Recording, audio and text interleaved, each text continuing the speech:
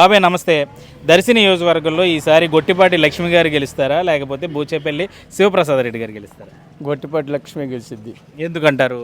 అంతే, వ్యక్తిని బట్టి చేసిన పనులు బట్టి వాళ్ళ తాతయ్య కాడి నుంచి వాళ్ళు రాజకీయంలో వచ్చిన వాళ్ళు అందు కాబట్టి వాళ్ళు ఎట్టి పరిస్థితుల్లో వాళ్ళే గెలుస్తారు.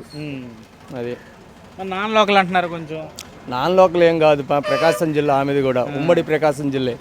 ఆమె నాన్ లోకల్ ఏం కాదు, అందరికి తెలిసిన ఎత్తిన మన జిల్లాలో మొత్తం అందరికి తెలిసిన వాళ్ళే వాళ్ళు. వాళ్ళ తాతల కాడి నుంచి వాళ్ళ బాబాయ్ కాడి నుంచి గొట్టిపాటి రవిబాబు కాడి నుంచి కూడా అందరికి తెలిసిన వాళ్ళు. వాళ్ళే గెలుపు ఆమెదే ఖాయం గ్యారెంటీ. డౌట్ ఏం లేదు, మాట్లాడే పనే లేదు. ముఖ్యమంత్రి ఎవరు గెలుస్తారు? ముఖ్యమంత్రి చంద్రబాబు. ఈ సంక్షేమ పథకాలు ఇవేమి ఇంపాక్ట్ ఉండవంటారా?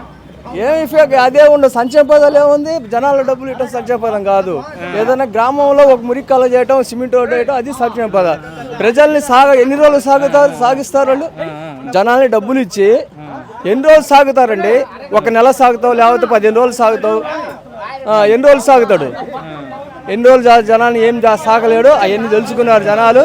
ఇది కొద్ది రోజులే మనకి పరిమితం అని. అందు కాబట్టి గ్యారెంటీ కాదు, దీనికి తిరిగే లేదు.